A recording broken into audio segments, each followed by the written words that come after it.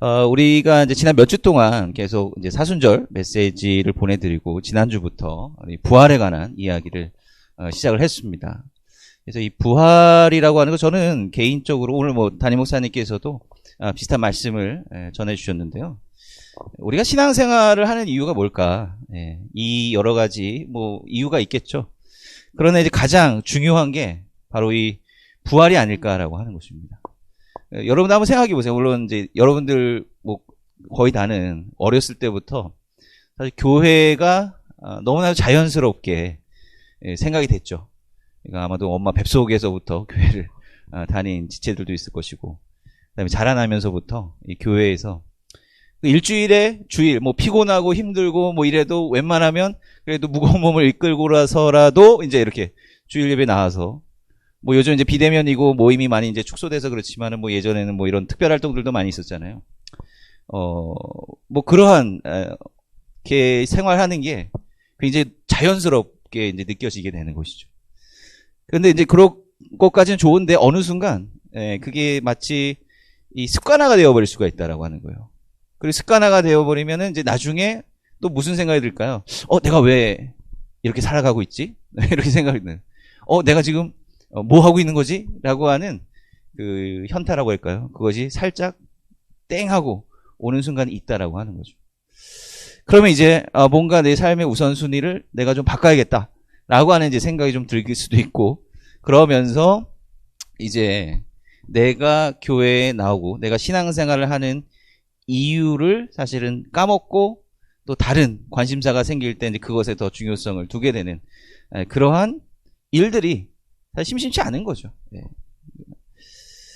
그렇기 때문에 우리가 요 시점에서 좀 알아야 된다라고 하는 거죠. 뭘 알아야 되느냐면 우리가 신앙생활을 하는 이유가 도대체 뭐냐라고 하는 것을 다시 제로 베이스부터 시작을 해서 좀 생각을 해봐야 된다라고 하는 것입니다.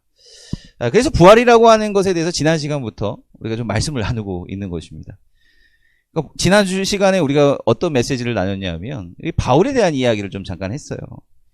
여러분들 오늘 뭐 엠마오의 말씀도 대배 시간에 함께 나눴지만 여러분들 진짜 부활이 있었다고 여러분 믿으십니까? 죽었다가 다시 살아나는 그 일들이 여러분들 있다고 믿어지십니까? 이거를 좀 다른 방향에서 좀 합리적으로 한번 생각을 해본다면 이렇게 생각을 해볼 수도 있을 것 같아요. 정말 부활이 없었다라고 한다면, 부활이 존재하지 않는다라고 한다면 사도 바울이 그렇게 변화될 수 있었을까를 한번 생각해 봐야 된다라고.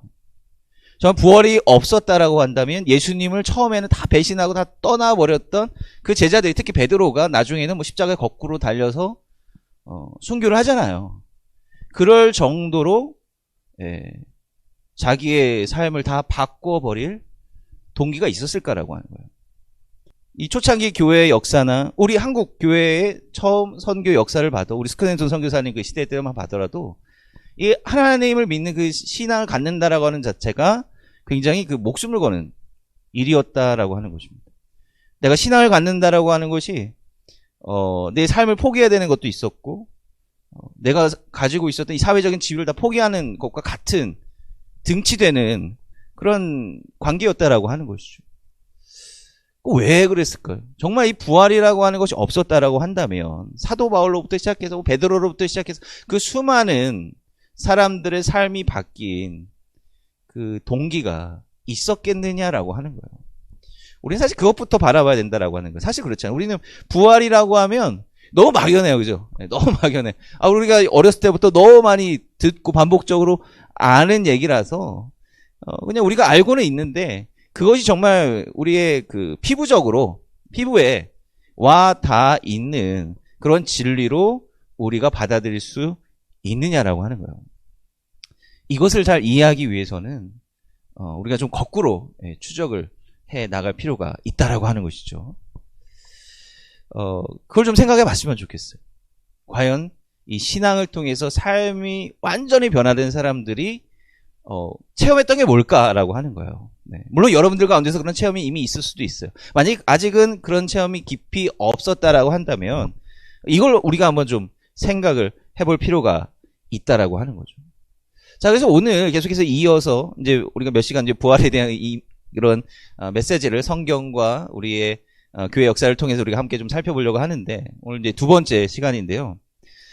우리가 이제 부활이라고 하는 것, 다시 살아난다라고 하는 것을 이해하기 위해서 우리가 또 알아야 될 게 있습니다. 뭐죠? 죽음이라고 하는 거예요. 다시 살아난다라고 하는 건 뭘 전제하는 거예요? 바로 죽는다라고 하는 걸 전제하는 거잖아요. 그죠?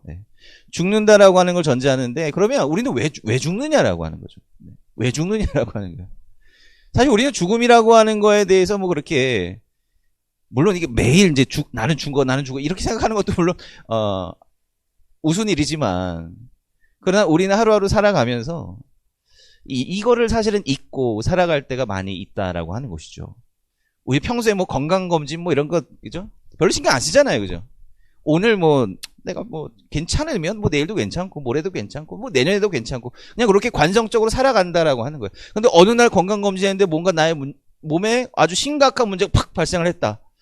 이제 그때부터 이제 내 마음이 좀 바뀌고 진짜 내가 유한한 존재라고 하는 것을 그제서야 사실 깨닫게 된다라고 하는 거예요.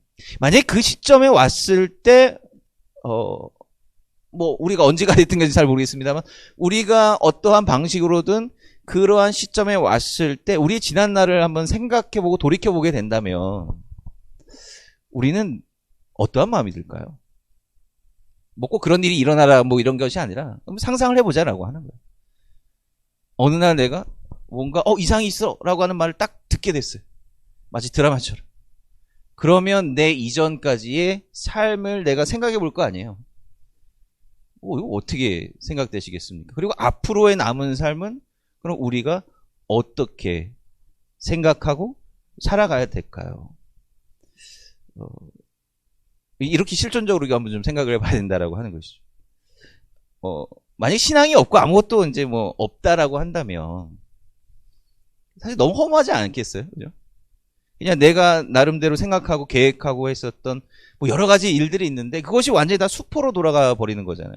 내가 지금까지 했던 노력은 무엇이며 내가 이렇게 부여잡으려고 하는데 내가 앞으로는 이걸 할 수가 없게 됐어 라고 하는 것을 깨닫는 순간 내 삶은 완전히 그냥 와장창 무너져 버릴 수밖에 없다라고 하는 거예요. 너무 허무한 거죠. 그죠? 그런 허무함을 우리가 어떻게 다루어야 되냐라고 하는 거예요. 과학적으로 우리가 죽는 이유는 이렇게 얘기를 하죠. 뭐 요즘 자꾸 이제 100세 시대 뭐 그 이후로 이제 넘어가고 120세 뭐 이상으로 살아갈 수 있다라고 하는 말들이 많이 있지 않습니까? 근데 우리가 죽는 이유를 생물학적으로 분석을 하면 세포가 기능을 다 못하는 거죠. 세포 분열을 막 하는 거 아니에요, 그죠? 막 세포 분열을 하고 뭔가 상처가 나면은 이제 아무는 게 세포 분열을 잘 하니까 새로운 새살이 돋아나서 이렇게 아무는 거잖아요. 꼭 상처가 아니라 우리 몸에서는 계속해서 그러한 일들이 일어나고 있는 거예요. 우리는 마치 새로운 세포로 계속 옷을 갈아입는 거랑 마찬가지다라고 하는 거죠. 그래서 이제 피부의 탄력도 유지하고 뭐 그런 건 아니겠습니까?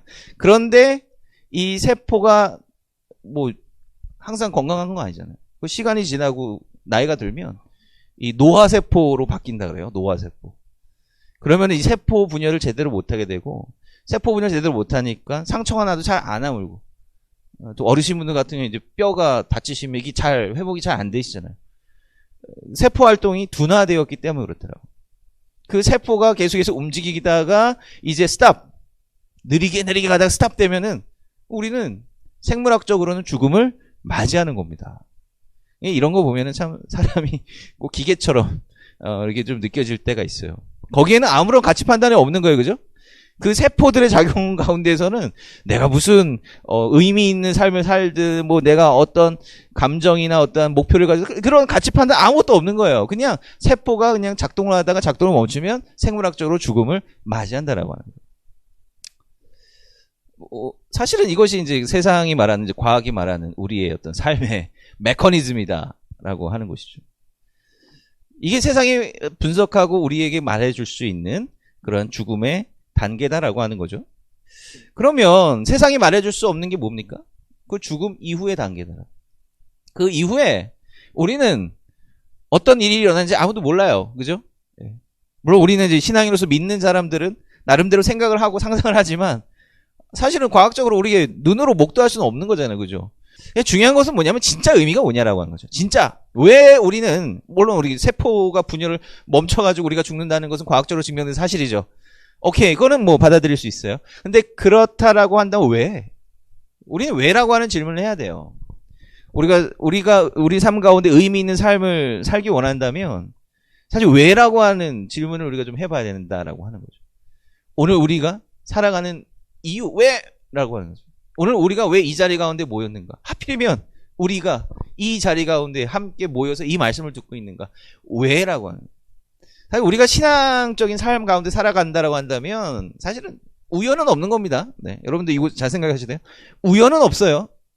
다 우리 가운데 의미가 있는 거예요. 그냥 지나가 버리고 쑥 지나가 버리고 끝나는 그런 것이 아니라 중요한 의미가 있는 순간이다라고 하는 것이죠. 뭐 당장 뭐 이 말씀을 이 현장에서 못 듣는다 하더라도 뭐 이제 인터넷에 올려놓으면 또 누군가가 와서 들을 수도 있겠죠. 근데 그 모든 순간까지도 우연은 아니다라고. 근데 중요한 건 뭐냐면 우연이 아니다라고 해서 우리가 뭐 다 짜여져 어떤 프로그램 안에서 뭐 작동하는 그런 부품이나 이런 것이 아니라 우연이 아니라고 하는 것을 깨닫는 사람만이 기회를 잡는다라고 하는 거죠. 네. 그것을 깨닫는다라고 하는 거예요. 아, 이건 우연이 아니야라고 하는 것을 깨달았을 때 우리가 이렇게 살아야겠구나, 이 선택을 해야겠구나라고 하는 것을 안다라고 하는 거죠.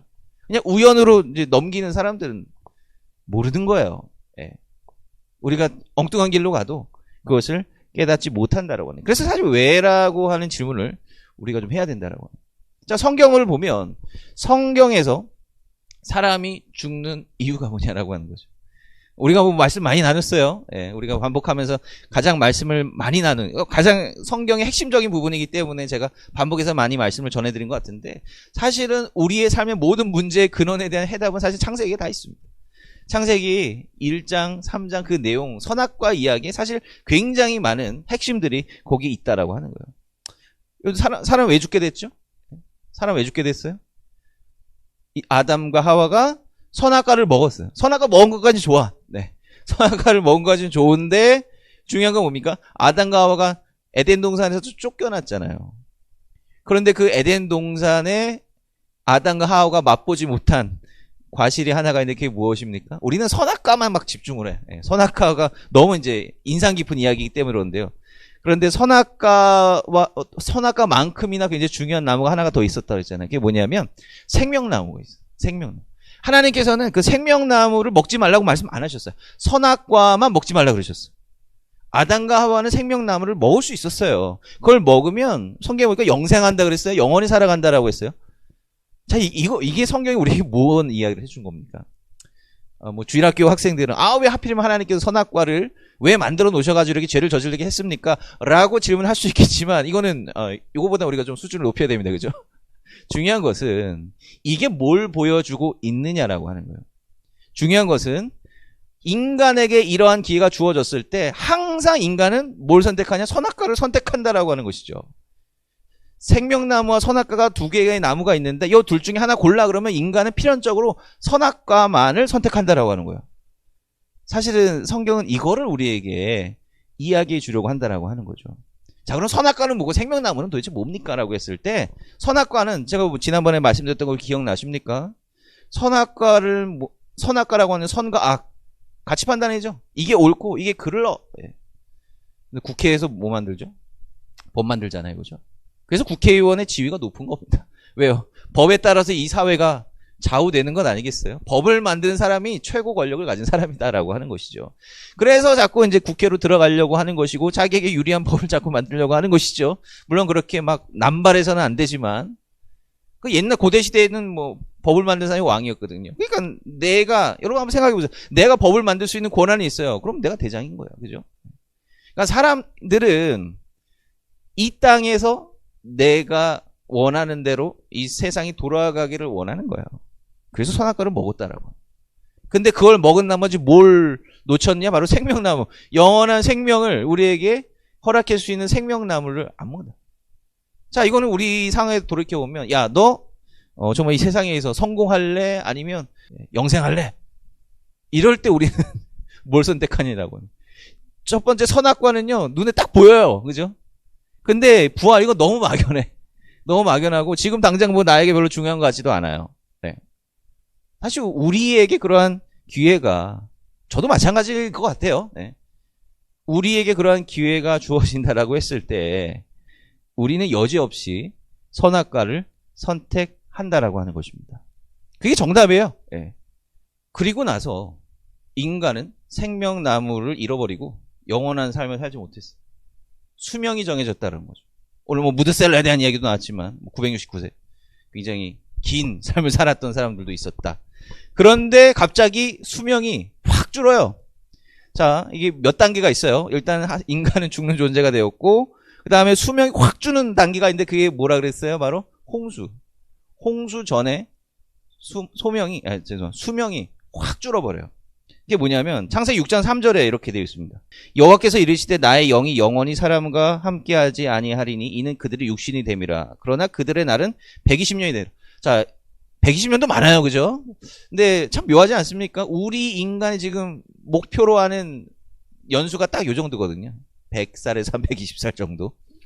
그러니까 120살을 넘느냐 못 넘느냐, 물론 이제 성경의 상징적인 숫자이기 때문에 이거 뭐 숫자를 뭐 집착을 할 필요는 없겠지만 그래도 참 묘하다라고 하는 거예요. 이 120살까지 어느 정도 과학기술로는 갈 수 있다라고 봐요. 근데 그걸 어떻게 넘어설 수 있겠느냐라고 하는 거예요. 성경적으로 보면 어려운 거죠. 그죠? 아무튼 어쨌든 확 줄었어요. 왜 줄었느냐라고 하는 거예요. 아담과 하와까지만 해도 그래도 영생은 아니지만 거의 영생에 가까운 엄청나게 오랜 세월을 살았는데 갑자기 이제 수명이 확 줄었다. 여기 중요한 이야기를 하고 있습니다. 나의 영이 영원히 사람과 함께 하지 아니하리니 그들이 육신이 됨이라. 자, 수명이 줄어버린 이유는 뭐냐면 영이 없고 육체만 남았기 때문에 그렇다라고 하는 거예요. 네. 그러니까 육신은 우리의 몸은요 그냥 작동하는데 한계가 있다라고 하는 거예요. 네. 뭐 끽해봐야 정말 악쓰고 노력해야 120년 그 이상으로 우리 몸은 작동을 하지 못한다라고 하는 거예요. 왜? 우리의 영적인 부분이 결핍되었기 때문에. 뭐 때문에? 죄 때문에. 예. 죄로 인해서. 죄라고 하는 게 뭐라 그랬어요? 그냥 하나님 뜻이 아니라 내 뜻대로 그냥 살고자 하는 그거 자체가 죄라고 했잖아요. 그럼 어떻게 죄에서 해방되고 어떻게 다른 사람이 자기 의지 갖고 다 살아가는 거지. 어떻게 내 의지를 갖지 않을 수 있습니까? 할 수 없어요. 성경은 할 수 없어요. 그죠? 네. 그래서 믿음이 필요한 것 아니겠습니까? 아무튼 이러한 우리의 근본적인 문제 때문에 우리 삶에 문제가 생기고 우리의 영성이 점점 바닥이 되어버렸다라고 하는 거예요. 영성이 바닥이 되어버리니까 우리는 그냥 지금 당장 내 육신을 만족시켜줄 무언가를 찾는다라고 하는 거죠. 그러니까 중요한 거를 자꾸 잃어버린다라고 하는 거예요. 이게 선악과냐 생명나무냐라고 하는 그 선택의 사이에서 우리는 계속해서 선악과 눈에 보이는 지금 당장의 중요한 선택을 하고 있다라고 하는 것을 보여주고 있다라고 하는 거죠. 그런 이야기를 우리에게 전해주고 있는 거예요. 우리 삶에 한번 투영을 해보자고요.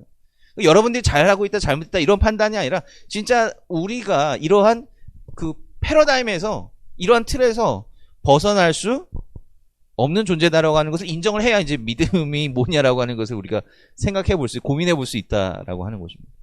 자, 그러면 오케이, 죄라고 하는 건 이제 뭔지 알겠습니다. 그래서 그러면은 우리가 어떻게 살아야 됩니까? 여러분들 아무리 여러분 종교라고 하면 여러분 뭘 떠올리시죠? 내가 종교적으로 살아야 돼, 신앙적으로 살아야 돼라고 하면 여러분들 어떻게 사시겠어요? 어떻게 사는 게 신앙생활 하는 대로 사는 거예요? 일단은 뭐 당장 생각나는 게 뭐예요? 그냥 착하게 사는 거잖아요. 그죠? 착하게 사는 거예요. 그런데 그 착하게 사는 기준이 뭐냐라고 하는 걸 우리 생각해 봐야 됩니다. 도대체 어떻게 사는 게 착하게 사는 거예요? 네. 여기 쓰레기 안 버리고, 네, 그죠? 다른 사람들 폐 안 끼치고. 여기 착하게 사는 거죠. 신앙이 없는 사람들도요, 이러한 개념을 가지고 있어요. 그래도 뭐 천국이나 이런 거 잘 몰라도, 그래도 이 세상에서 뭐 잘 사고 선하게 살면은 그래도 복을 받겠지. 요러한 틀은 심지어 교회를 안 다니는 사람들도 알고 있는 틀이라고요. 근데 우리는 이게 신앙생활을 하는 사람들로서 한 단계 더 중요한 진리를 깨달아야 되는 것 아니겠습니까? 그게 뭡니까? 예수님께서 이렇게 말씀하세요. 마태복음 5장 22절에서 이렇게 얘기하는데, 나는 너희에게 이르노니 형제에게 노하는 자마다 심판을 받게. 형제에 대하여 라가라고 하는 게 이제 욕하는 거거든요. 라가라 하는 자는 공회에 잡혀가게 되고 미련한 놈이라 하는 자는 지옥불에 들어가게 되리라, 이렇게 돼 있어요. 자, 그리고 이제 마태복음 5장 28절에 보면 나는 너에게 이르노니 음욕을 품고 여자를 보는 자마다 마음이 이미 가늠하여. 자, 이게 뭐냐면 예수님께서 사람들을 보니까 이제 바리새인들이고 그 시대 사람들이 율법을 가지고 와서 자꾸 자랑하는 거예요. 나는 이 율법에 있는 말씀 다 잘 따르고 있으니까 나는 구원받은 겁니다. 이렇게 살면 되는 나는 구원받은 것이고 이렇게 못 따르는 사람은 구원받지 못한 겁니다. 이렇게 자꾸 얘기를 하는 거죠. 우리 나름대로도 그런 기준이 있는 거 아니겠어요? 네, 그죠? 그래서 내가 이 정도 살았으면 그래도 열심히 신앙생활 한 거지. 내가 이렇게 살았으면 나름대로 착하게 산 거야. 이런 기준이 우리 가운데 있는 거죠. 그러니까 이런 거 하면 내가 하나님 앞에 좀 칭찬받겠지? 이런 거죠. 근데 예수님이 딱 우리에게 오셔서 야, 너 형제 옆에 있는 사람한테 겉으로는 아니고 속으로 욕했어? 너 지옥불. 너 옆에 음란한 마음 품었어? 너 음란막이야? 가능. 이게 이렇다라고 하는 거예요. 여기서 자유로울 사람이 있습니까? 우리 이거 잘 이해돼요. 이렇기 때문에 우리는 더 열심히 돌을 닦고 여러분들 한치의 마음도 한치 깨끗해야 됩니다. 여러분들 금욕적으로 살아야 됩니다. 이걸 말하려고 하는 게 아니라 우리는 어떻게든 우리 스스로 구원받을 수 없다라고 하는 거예요. 우리 스스로는 구원받을 수 없다라고 하는 거예요. 우리가 아무리 용서봐야 안 된다라고 하는 것을 보여주려고 예수님께서 말씀하시는 겁니다. 왜요? 세상의 재판관들은 눈에 보이는 것으로 판단하는 거예요. 우리가 착하게 살면 착하게 산 거지. 그런데 하나님이 재판관이 되셨을 때 하나님 우리 마음 다 아시잖아요. 우리 생각 다 아시잖아요. 그죠? 근데 그 생각까지도 판단 기준이 된다라고 하는 거예요. 우리가 어떻게 여기에서 자유로울 수가 있겠느냐라고 하는 것이죠. 그래서 이 타협 때문에 내가 좀 요 정도만 하면 그래도 하나님께서 인정해 주시겠지라고 하는 우리가 타협을 하면서 살아가고 있지만 결국은 그 타협으로 인해서 우리는 죽는 존재가 되어버렸다라고 하는 것이죠. 그래서 나름대로 우리는 올바른 방향성에 서 있어요. 지난주 말씀 나눴던 것처럼 바리새인도요. 하나님의 율법 얼마나 잘 지켰어요. 하나님의 율법 얼마나 잘 이해하고 있었습니까. 나름대로 방향성은 잘 지키고 있었어. 그런데 방법이 잘못됐다. 내가 이렇게 해서 난 구원받을 수 있습니다라고 하는 방법이 잘못됐다라고 하는. 우리가 참 이거를 잘 봐야 돼요. 참 무서운 겁니다. 그죠? 내가 신앙생활 열심히 했는데 그냥 그 신앙생활 했던 게 하나님 보시기 그냥 내가 하고 싶은 대로 한 거야. 내가 선악과 먹은 것처럼 내가 하고 싶은 대로 한 거야. 이거 얼마나 두려운 일이냐라고 하는 거야. 그건 구멍이 있잖아요. 그건 구멍이 뭐냐면 하나님의 십자가의 은혜라고 하는 거. 이거를 깨달아야 된다라고 하는 것이죠. 그리고 하나님께서 우리에게 주신 그 신앙의 삶이 우리 스스로 할 수 있는 게 아니라 오늘 담임 목사님께서 말씀하셨던 것처럼 계속해서 말씀을 봐야 되고요. 계속해서 우리가 어떻게 살아가는 것이 하나님의 뜻대로 살아가는 것인가라고 하는 고민이 있어야 되고 기도가 있어야 된다라고 하는 것입니다. 이게 끊어지는 순간 우리 생각대로 그냥 돌아가 버리게 된다라고 하는 거예요. 저도 그렇고 제 스스로도 그렇고요. 성경도 그렇고 우리가 완전한 완벽한 사람이 되기를 원하지 않습니다.